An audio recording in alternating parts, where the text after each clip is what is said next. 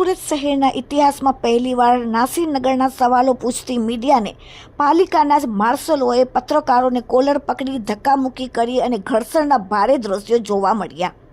નાસિરનગરના ભૂતિયા ડિમોલિશનને લઈને ભારે વિવાદ છંછેડાયો છે. ડિમોલિશન કોણે કર્યું તે જાણવા સુરતનું મીડિયા મ્યુનિસિપલ કમિશનર એમ નાગરાજ પાસે પહોંચ્યું. દરમિયાન મ્યુનિસિપલ કમિશનર અને એન્જિનિયર આશિષ નાયક મીડિયાના સવાલોના જવાબ આપવાને બદલે એસએમસીના કોન્ફરન્સ રૂમમાં ભાગ્યા હતા અને દરવાજો બંધ કરી દીધો હતો. આ દરમિયાન મીડિયા જ્યારે કોન્ફરન્સ રૂમમાં મ્યુનિસિપલ કમિશનરને મળવા જાય છે ત્યારે માર્શલોને બોલાવીને બળપ્રયોગ કરવામાં આવ્યો અને માર્શલના લોકોએ પત્રકારોને કોલર પકડીને ધક્કામુક્કી કરી હતી. મીડિયા સાથે ઉદ્ધતાઈ વર્તન કર્યું હતું.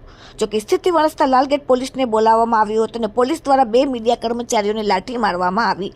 આ સમગ્ર મામલે સુરત મહાનગરપાલિકાનું પ્રાગળ જ્યારે સમરાગર બન્યું હોય, બેફામ બનેલા બિલ્ડરોને બચાવવા પોલીસ લાચાર બની હોય તેમ મીડિયા પર લાઠીઓ વીંજી હતી.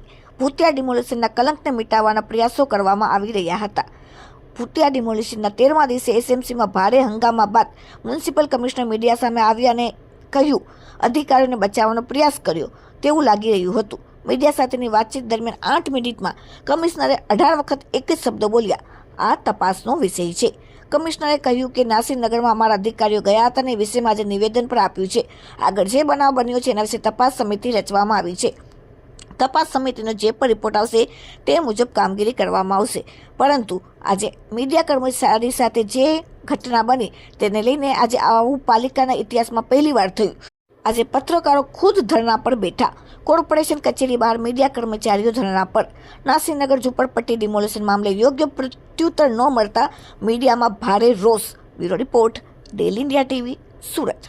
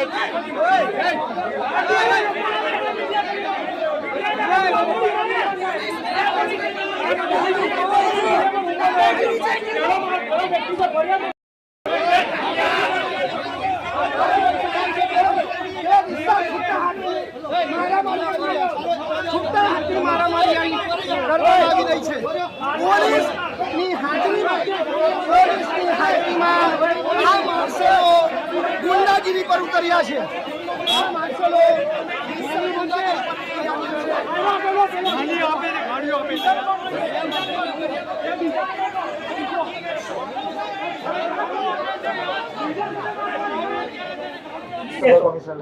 શાંતિ શાંતિ. સર, નાસિરનગરમાં ડિમોલેશન કરવામાં આવ્યું છે કે નહીં? નાસિરનગરમાં અમારા અધિકારીઓ ગયા હતા. એના વિષયમાં આજે નિવેદન પણ થયું હતું. આગળ જે બનાવ બન્યું છે એના વિષય તપાસ સમિતિ રચવામાં આવી છે. એ તપાસ સમિતિમાંથી જે પણ હશે એના મુજબ આપણે કામગીરી કરવાનું છે. અને અત્યારે શાંતિથી તપાસનો વિષય છે તો આપણે એમાં અત્યારથી એક ડિસિઝન લેવું એ બરાબર નથી. આ ડિમોલિશન કોને કર્યું? ખાલી એક જ શબ્દમાં ડિમોલિશન કોને કર્યું? મને નથી ખબર. સર, ડિમોલિશન થયું છે કે નહીં? ડિમોલિશન થયું છે કે નહીં? આપણે વિડીયોમાં જોયું છે ઘણા બધા મકાનોનું જે છે એ તોડફોડ કરવામાં આવ્યું છે. તો એ કઈ સંજોગોમાં બની છે એના માટે તપાસ સમિતિ રચવામાં આવી છે. એટલે હું આપ સૌને વિનંતી કરું છું કે તપાસ સમિતિની રિપોર્ટ આવે ત્યાં સુધી થોડું શાંતિ અધિકારી આશિષ નાયકે ભૂતિયા ડિમોલિશન નથી એવું કહે છે ને પોતે કબૂલ કરે છે. શું કહેશો? તમારા ઈશારે ઇન્ટરવ્યુ આપ્યું છે? જે રિપોર્ટ આવે તો તમારા કેવા પર ઇન્ટરવ્યુ આપ્યું છે? મારા રિપોર્ટ એક જ એમને બોલવા એ પણ સક્ષમ અધિકારી છે, ડેપ્યુટી કમિશનર છે, ઝોનના ઇન્ચાર્જ અધિકારી છે. એ તો ઝોન માટે એ જ કમિશનર કહેવાય. તો શું વાંધો છે? તો એને ક્યાંથી આ ડિમોલિશન વિશેની માહિતી મળી? તમારી પાસે નથી તો એ એમને પૂછો. મને પણ રિપોર્ટ મળ્યું છે, એમને પણ 8 તારીખે સાહેબને પૂછ્યું સ્પોટ પર દેખાય છે તો શાના માટે તપાસનો ઢોંગ કરવામાં આવે છે? વિડીયોમાં અધિકારીઓ દેખાય છે. વહીવટી પ્રક્રિયા કરવાનું હોય અમે એક સરકારી કર્મચારી છીએ, નિયમોથી બંધાયેલા છીએ, તો અમારી પ્રોસેસ પ્રક્રિયામાં અમારે જવાનું હોય છે. સાહેબ 14 દિવસ પછી આજે ખુલાસો કરવામાં આવ્યો. 14 દિવસ પછી આજે ખુલાસો કરવામાં આવ્યો. જ્યારે માહિતી મળશે ત્યારે જ ખુલાસો કરવામાં આવશે. સર તે ત્યાં નાસિરનગરના લોકો છે એમને નોટિસ આપવામાં આવી હતી સર? એ તપાસનો વિષય છે. સર કયા મીડિયા વાળા પ્રેશર કરતા હતા અધિકારી માનસિક બીમાર થઈ ગયા? કોઈ મીડિયાનો પ્રેશર નથી. અધિકારીઓ કહે છે મીડિયાનો अरे यार तो પ્રેશર. क्यों मीडिया की पत्थर ठोक रहा है? આ ડિમોલિશન સાહેબ છેલ્લે એક લાઈનમાં ડિમોલિશન એસએનસીએ કર્યું છે કે ત્રાહિત વ્યક્તિએ કર્યું છે? એ તપાસનો વિષય છે, આપ સૌ જાણો છો. એસએનસીએ નથી કર્યું. એ તપાસનો વિષય છે. सर આજે अरे સર सर એવું કહે છે 14 ભૂતિયા demolition કરે. એના માટે તો સમિતિ બેઠાયેલું છે. सर 14 દિવસ અધિકારી છે અંદર, આપણા અધિકારી છે જે દેખાઈ રહ્યા છે વિડીયોમાં, તેમ છતાં પણ તપાસ કઈ રીતે તપાસ કરવાના છે? કારણ કે એ લોકોની હાજરીમાં ડિમોલેશન થયું છે સાહેબ. તપાસ કરીએ તો જ સાચી. સાહેબ, અધિકારી જવાના છે તો કઈ રીતે તપાસ? એમને સાહેબ, મૌખિક પૂછી 12 દિવસ વીતી ગયા છે. તમારો એસએનસી નો લેટર પેડ છે પોલીસ પાસે. પોલીસ કહી રહી છે કે 30 માણસોનો સ્ટાફ માંડ્યો છે. કઈ રીતે? સાહેબ તમે અલા, જવાબ આપવા દેલા. સર કઈ રીતે? એસએનસી નો લેટર પેડ છે પોલીસ પાસે. એસએમસી એક સરકારી કચેરી છે, નિયમો અને કાર્યપદ્ધતિ ચાલે, અને અમારે કોઈ પણ આવું પ્રશ્ન હોય તો તપાસ સમિતિ નિમાઈને તપાસ કરવાનું પદ્ધતિ છે. એ પદ્ધતિ જ આપણે કર્યું છે. અત્યારે શું બે દિવસ છે તપાસ સમિતિ બની ગઈ છે. શું કાર્યવાહી કરી છે તપાસ શું થઈ? તપાસ સમિતિ એમનું કામ કરશે. સર શું કરે છે સરકાર? સાહેબ તમે કહી રહ્યા છો સાહેબ મહાનગરપાલિકાના 2 મુખડાઓ જોવા મળે છે. તમે કહેતા છો કે ડિમોલેશન નથી કર્યું, અને આશીષ નાયક સાહેબે આજે કબૂલાત કરી છે વિડીયોમાં કે ડિમોલેશન અમે કર્યું છે. કોઈ કબૂલાત નથી. એ સાહેબ બોલે છે, તપાસનો તમારી વિષય સોશિયલ છે. મીડિયા સાઇટ પર છે સાહેબ, સુરત મહાનગરપાલિકાના સોશિયલ મીડિયા સાઇટ પર છે. અધિકારીઓ ગયા હતા, પછી શું થયું છે એ તપાસનો વિષય છે. આશીષ નાયક સાહેબ સ્પષ્ટ ભાષામાં બોલે છે ડિમોલેશન ભૂતિયા નથી. શું કહેશો? લોકો હતા ને, એટલે ભૂત કરી ગઈ ડિમોલિશન. આશીષ નાયક એ સાહેબ તપાસનો વિષય છે. સાહેબ એક સવાલ છે, એક સેકન્ડ. આશીષ નાયક સાહેબ એક સેકન્ડ. સવાલ એક જ સવાલ છે સાહેબ મારો કે જો ભૂતિયા ડેમોલિશનનું વ્યાખ્યા કોને ખબર નથી. અમે તો તપાસનો વિષયમાં જે સાચું હકીકત આવશે, રેકોર્ડ મુજબ આવશે, મીડિયા સમક્ષ અમે રજૂ કરવાના છે. સર કેટલા દિવસમાં રિપોર્ટ આવશે? તમારા એ ઝડપથી કરાવશું. તમારા અધિકારી કઈ રીતે પહોંચ્યા ત્યાં? તપાસના દિવસો તો નક્કી હોય. તમારા અધિકારી કઈ રીતે પહોંચ્યા હતા? એ મારી પાસે વિગત. સાહેબ, તમે મારી પાસે જે તમે રિપોર્ટ તમને કઈ જાણ જ નથી તો તમે ખાલી તપાસના નામે આટલું બધું સર ચલી બંને અધિકારી ત્યાં આપની જાણ બહાર જાય છે. એસએમસી શંકાના ઘેરામાં છે. અત્યાર સુધી બંને શાંતિથી મને 1 મિનિટ સાંભળો, થોડું સમરી કહી દઉં છું. હા આ સુરત મહાનગરપાલિકામાં લગભગ 70 લાખ લોકો વસે છે.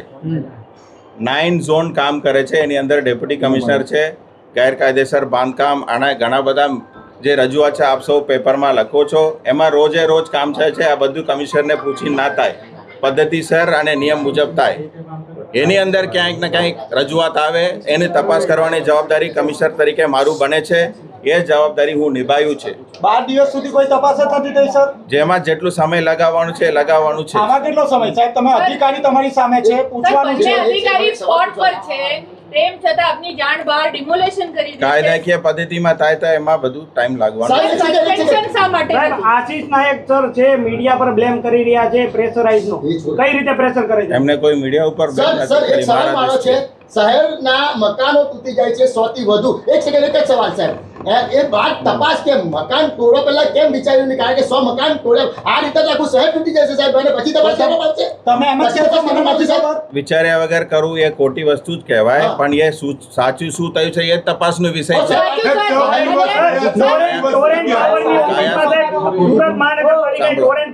બીજું પણ આપને કહું. સાહેબ સુરત મહાનગરપાલિકાના સોશિયલ મીડિયા સાઇટ પર આજે વિડીયો છે. વિકાસ બોલવાની સાહેબ. જેને જે બોલવું હશે બોલવાના અધિકાર આ દેશમાં છે. એટલે આપ પણ મીડિયામાં આપનું ઓપિનિયન મંતવ્ય રજૂ કરો છો, એવી અધિકારીઓને પણ એમનું મંતવ્ય રજૂ કરવાનું હોય છે. અને તપાસનો વિષય છે એટલા માટે અહીંયા અમે કીધું કે થોડું સંયમ રાખીએ તો સાચું જે પણ છે બહાર આવશે.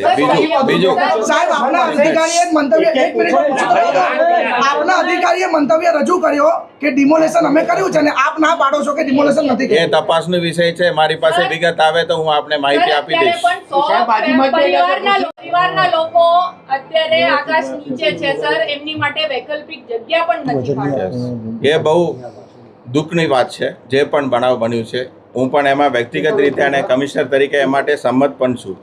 અને હું આપને બતાવવા માંગુ છું જાણકારી માટે. ગુજરાત શહેરી વિસ્તારોમાં ખાનગી અને જાહેર જમીનો પર આવેલ ઝૂંપડપટ્ટીનું પુનઃવસન કરવા અંગેનું નીતિ નિયમોનું સુધારા કરવા અંગેનું સૂચના અને ભલામણ માટે રાજ્ય સરકારે એક સમિતિ બનાવેલી છે.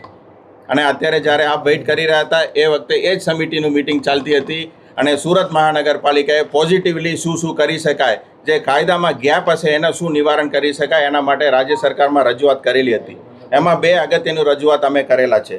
એક તો છે કે ડેવલપરને વધારે ઇન્ટરેસ્ટ આવે એના માટે FSIનું વધારો કરવાનું એક સૂચન કરેલું છે. બીજું છે કે ઇન્ટરસિટીમાં TDRનો ઉપયોગ કરવાનો આલોવ કરવામાં આવે તો પોઝિટિવલી વધારે ઇન્ટરેસ્ટ આવે અને આજે પ્રાઇવેટ જમીનોમાં કોઈ પણ ઝૂંપડપટ્ટી રહેતા હોય એના માટે જે રાજ્ય સરકાર પણ ચિંતિત છે અને એનું નીતિનું ગઠન કરી રહ્યા છે.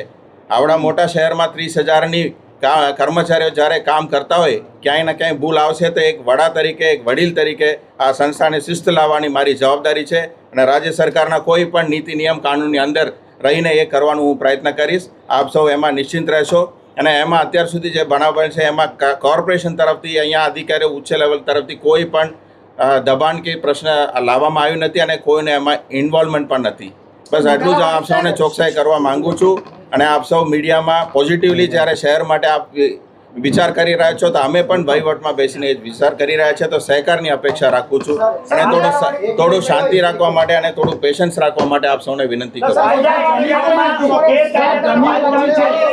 અને શું સૂચન આપ્યું છે એ પણ આપ સૌને બતાવું છું અને એ હાલનું છે. વૈકલ્પિક વ્યવસ્થા શું કરી એ નિયમ મુજબ ચોક્કસ કરી નિયમ મુજબ ચોક્કસ